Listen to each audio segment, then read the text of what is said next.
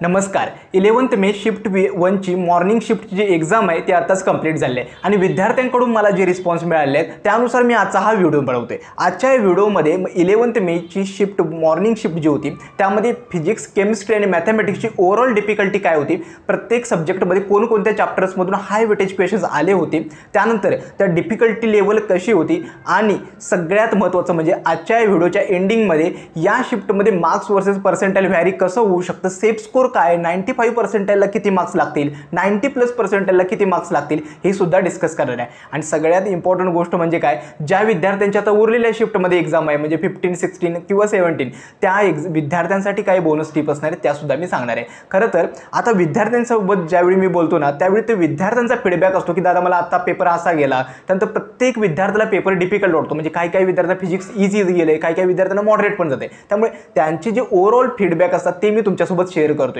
आता काही विद्यार्थ्यांना वाटले की मी फिजिक्स मॉडरेट सांगितले याचा अर्थ काही विद्यार्थी बोलतील की नाही मला फिजिक्स डिफिकल्ट गेले, मग ते प्रत्येक विद्यार्थ्याला डिपर टू डिपर करू शकतं. त्यामुळे आजच्या या व्हिडिओमध्ये मी पेपरची डिफिकल्टी लेवल सांगणार आहे आणि क्वेश्चन्स पण सांगणार आहे. त्यासोबत डिस्क्रिप्शन बॉक्समध्ये व्हॉट्सॲप ग्रुपची लिंक दिली आहे, त्याच्यावरती नक्की जॉईन व्हा. कारण का जे काही क्वेश्चन्स मला विद्यार्थ्यांकडून रिसीव्ह होतात ना ते मी त्या ग्रुपला सेंड करत असतो, जेणेकरून तुम्हाला एक आयडिया येईल की कोणकोणते क्वेश्चन्स विचारले जातात. आता स्टार्टिंग करतो मी मॅथमॅटिक्सपासून. मॅथमॅटिक्स जे होतं ते आजच्या या शिफ्टमध्ये म्हणजे मागच्या जे शिफ्ट होते त्यामध्ये जर तुम्ही बघाल की मॅथमॅटिक्स थोडं लेंदी आणि टफ येत होतं, परंतु आजच्या या शिफ्टमध्ये ओव्हरऑल विद्यार्थ्यांच्या बोलण्यावरून मॉडरेट टू जे टफ लेवलचं मॅथमॅटिक्स येतं त्याच्या दरम्यान कुठेतरी व्हॅरी करत होतं. म्हणजे काही क्वेश्चन्स होते खूप डिफिकल्ट होते, जे मेन्स लेवलचे पण होते, आणि काही जे क्वेश्चन्स होते ते जनरली मॉडरेट लेवलचे होते.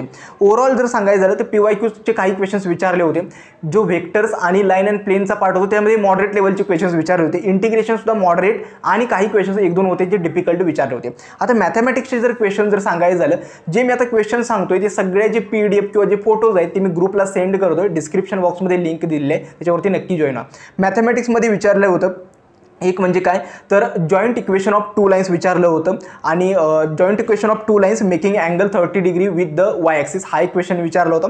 दुसरा होता XYZचे व्हेक्टर्स फॉर्म दिले होते आणि त्याच्यावरून A आणि B आणि C या 3 व्हेक्टरची व्हॅल्यूज कॅल्क्युलेट करा म्हटलं होतं. इंटिग्रेशनमध्ये इंटिग्रेशन ऑफ X दिलं होतं. हे जे क्वेश्चन सांगतो ना ते डिस्क्रिप्शन बॉक्समध्ये जे व्हॉट्सॲप ग्रुप आहे त्याच्यावरती मी नक्की सेंड करेल. त्यानंतर ॲप्रॉक्सिमेट व्हॅल्यू विचारली होती. पुढचा क्वेश्चन होता equation of normal to X आणि Yच्या टर्म्समध्ये इक्वेशन ऑफ नॉर्मल विचारलं होतं. त्यानंतर equation of bisector of angle विचारलं होतं. त्यानंतर सोल्युशन ऑफ डिफरन्शियल इक्वेशन आणि डिफरन्शियल इक्वेशन वायच्या फॉर्म दिली होती आणि Y(1) ची व्हॅल्यू कॅल्क्युलेट करा म्हटली होती. त्यानंतर इंटिग्रेशनमध्ये जे काही क्वेश्चन्स होते ना ते थोडे ट्रिकी होत होते, म्हणजे 1-2 क्वेश्चन्स होते जे JEE मेन्स लेवलचे आले होते असं विद्यार्थ्यांचं होते. त्यानंतर f(x) दिलं होतं आणि f'(1) फाइंड करा. त्यानंतर इक्वेशन जे डिफरन्शियल इक्वेशन आहे त्याच्यामध्ये वायच्या फॉर्ममध्ये एक फॉर्म्युला इक्वेशन दिलं होतं आणि त्याची फॉर्म्युला एक स्पेसिफिक व्हॅल्यू कॅल्क्युलेट करा असं दिलं होतं.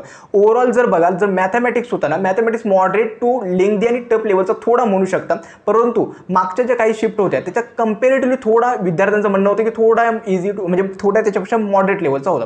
अर्थात आता हे विद्यार्थ्यांचे जे फीडबॅक असतात त्यानुसार मी हे ॲनालिसिस केलं आहे. त्यामुळे मॅथमॅटिक्सचे लेवल आजच्या शिफ्टमध्ये मॉडरेटपेक्षा थोडं डिफिकल्ट होतं.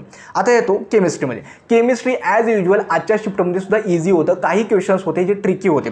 केमिस्ट्रीबद्दल स्ट्रेट फॉरवर्ड टेक्स्टबुकमधून क्वेश्चन्स आले होते. विद्यार्थी बोलत होते की आरामात 40+ तरी क्रॉस होतातच. त्यानंतर केमिस्ट्रीमध्येच बोलायचं झालं तर पॉलिमरमध्ये टेफ्लॉनबद्दल क्वेश्चन होता. त्यानंतर इस्टर लिंकेजबद्दल क्वेश्चन्स विचारले होते. ऑर्गॅनिकमध्ये रोझेनमेंट रिॲक्शनबद्दल विचारलं होतं. लुकास रिएजंटबद्दल विचारलं होतं. नंतर रिएजंटबद्दल 1-2 क्वेश्चन्स आले होते. त्यानंतर फिजिकल केमिस्ट्रीमध्ये स्ट्रेट फॉरवर्ड फॉर्म्युला बेस्ड सगळे क्वेश्चन्स आले होते. हे केमिस्ट्रीबद्दल ॲनालिसिस झालं. केमिस्ट्री सगळ्या विद्यार्थ्यांना इझी गेलं होतं. काही 1-2 क्वेश्चन्स असतील जे थोडे ट्रिकी वाटले होते. फिजिक्स जर सांगायचं झालं फिजिक्स मॉडरेट टू लेंदी लेवलचं होते. काही क्वेश्चन्स हे थिअरी क्वेश्चन्स विचारले होते जास्त करून असं बोलतात विद्यार्थी. त्यानंतर superposition of waves, oscillations, wave optics आणि कायनेटिक थ्योरी ऑफ गॅसेस यामधले क्वेश्चन्स विद्यार्थ्यांना जास्त दिसले असे म्हणत होते.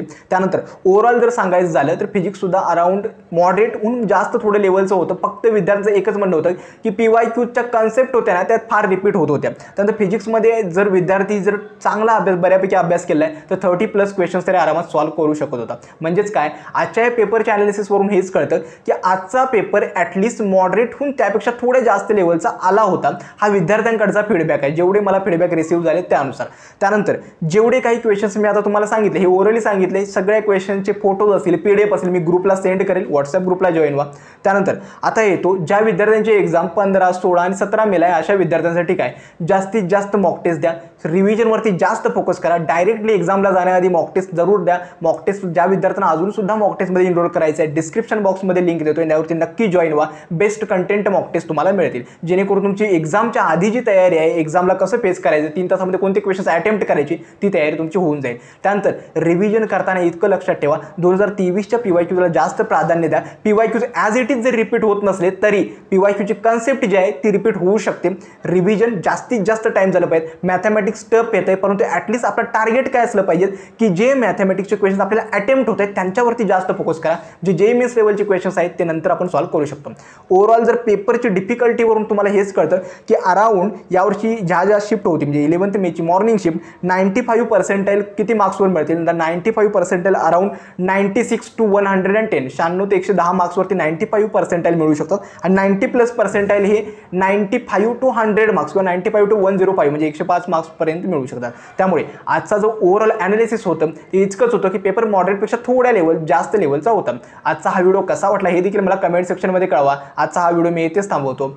धन्यवाद.